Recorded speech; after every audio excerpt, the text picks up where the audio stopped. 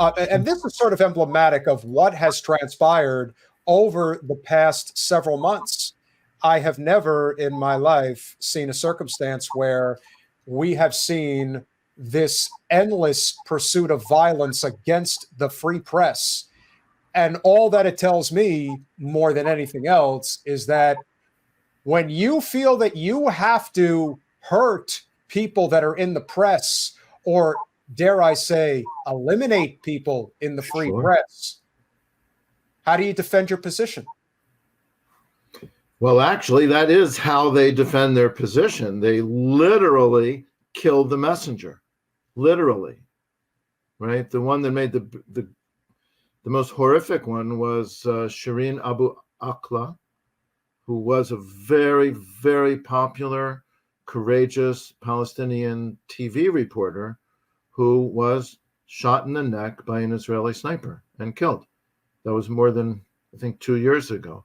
But since then, as everybody knows, in Gaza, Israel has targeted specifically and killed well over 100 journalists, and they're still doing that, like within this last week.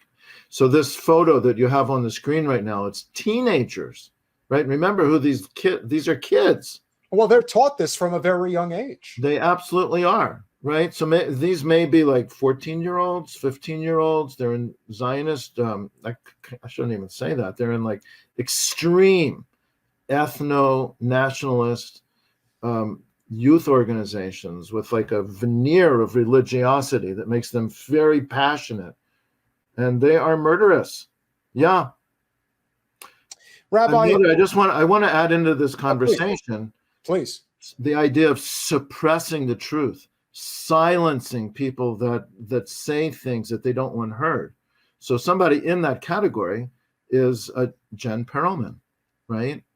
The organized Jewish community, if I can call it that. It's not really a community anymore. It's not a community, but the large Jewish organizations, the Zionist organizations, try to silence her. They use all kinds of libel against her, and same thing with me, and same thing with my rabbinic colleagues in organizations like Jewish Voice for Peace, other very dedicated, knowledgeable, committed Jews speaking the truth are labeled as anti-Semites.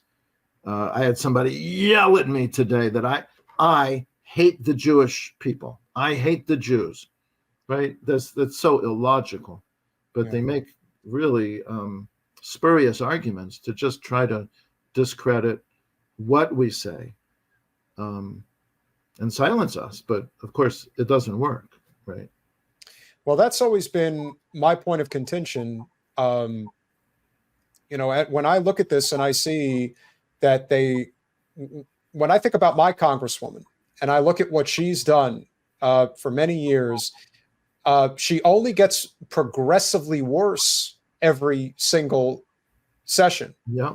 And this one, she took it to a level that, in my opinion, is as dangerous, if not more dangerous, than Trump moving the embassy to Jerusalem.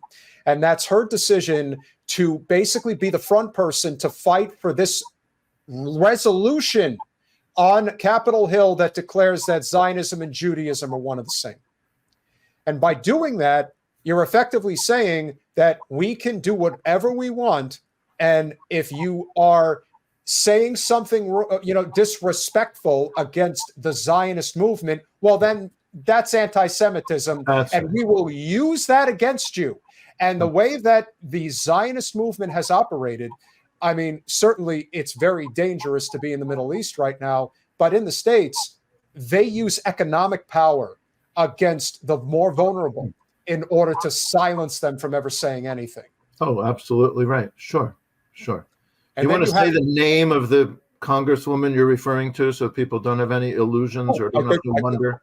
I think we bring out the biggest mensch that you have on the Capitol Hill right now. And of course, he would say Debbie Wasserman Schultz, who I still believe is as responsible as anybody for pushing us into this, sort of like Back to the Future, Biff horrific type timeline where Bernie Sanders was not allowed to compete on an even playing field against Hillary Clinton in 2016.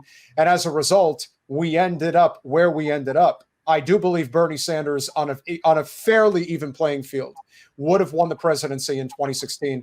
Now, would that have solved all of the economic and political crises that we have in the United States as a result of him being there? No, but I do think that we would have been trending in the right direction, especially on the issues of the environment, of foreign policy. So many things. People like to hurt him, say that he's not as good on foreign policy. I understand that, but especially on healthcare. And he would have had a tremendous opportunity to lead this nation in a way that we so desperately needed and were cheated out of as a result of that.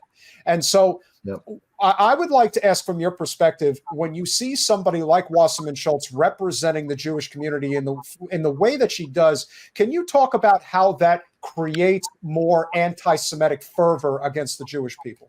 Yeah, actually, it's really sad. It shouldn't be this way.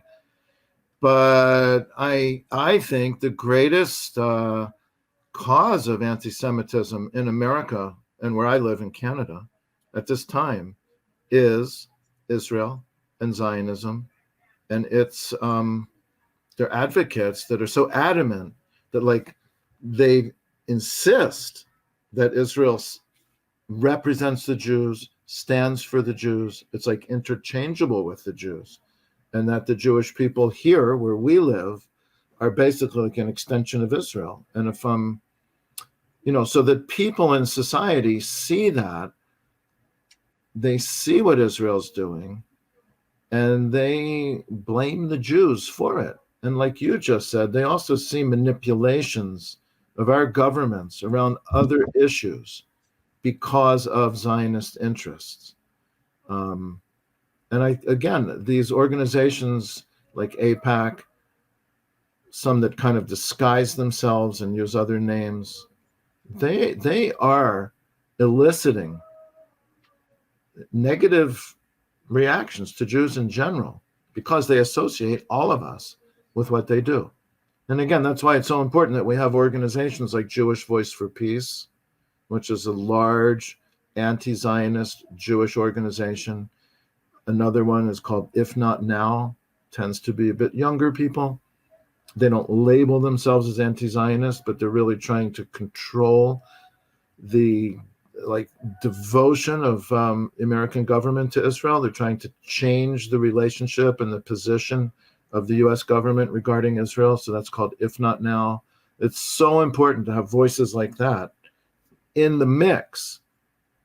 They're very credible voices, and they counter these extremely well-funded groups like I'll just say again, AIPAC. And one that I know Jen has had to contend with is called Democratic Majority for Israel. It's funded by billionaires, right? So it's very important to support groups like Jewish Voice for Peace or If Not Now. I think especially for Jewish people that want to make a difference, to join those, become part of it.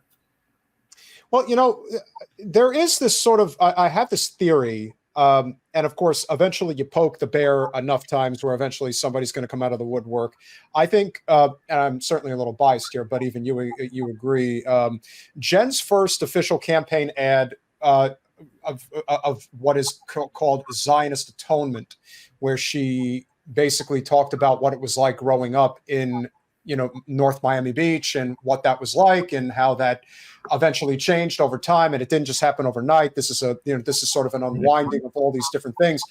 And Dave Rubin, who is part of, Ben Shapiro's Daily Wire and, gets all of that funding from Zionist billionaires, he came out and commented on Jen's video, calling her a retard. And as far as I'm concerned, in a way, that's kind of a good thing, because if those guys are coming out and coming after Jen, I think that means that she's pissing off the right people, because those are the people and the people who typically are devoted and use their Jewishness to protect the Zionist cause. They're doing it for money. And yes, it's the age-old trope about Jews and money. I get it. But at the end of the day, Dave Rubin and guys like Ben Shapiro, they're just like Wasserman Schultz. They make people more. There's always going to be that undercurrent of anti-Semitism. It exists, but it's kind of like beneath the surface. It's not. It it doesn't, you don't have to poke the bear. But right now, they're not poking the bear. They are tossing gasoline all over it. And they are getting people to get these big channels. Like one of them, I think, is Stop Zionist Hate, but that is filled with anti-Semites, filled with them. They equate Zionists and Jews as one. And they say it's the Jews. And I'm like, okay, well, if you're talking like that, then clearly it's not just what's going on. You're just trying to find an excuse to use this as cannon fodder to go after Jewish people. And to me, that is that distinction that I think is very, very dangerous right now. And guys like the Rubins of the world, they thrive on it because for them, it's all about money. Yeah, also just like provoking conflict, making a big name for themselves. But that argument that you just expressed from Stop Zionist Hate, it also could be kind of like a false flag thing to elicit support and sympathy for Jews by saying, by putting out that kind of stuff that sounds so anti-Semitic that people reject it, and then their reaction is to end up being more supportive of Israel. Could be, but just Dave Rubin's argument to say that Jen is a retard, like how deep and sophisticated is that argument? Not too deep, but then again, I would never accuse Dave Rubin of being too deep anyway. What kind of thoughtful discussion is that? It's just name calling, and that is about what they have to resort to, because really the actual arguments aren't there. I think it's impossible in this time to support the state of Israel as a Jewish state, to make good, solid arguments for why there should be a Jewish state that privileges Jews and discriminates against other people to the point now of just killing thousands of them before our eyes. Like, how can you actually support that? So the only thing they can do is resort to name calling and try to discredit people like Jen, me, and hundreds of thousands of other Jews that know that has to stop.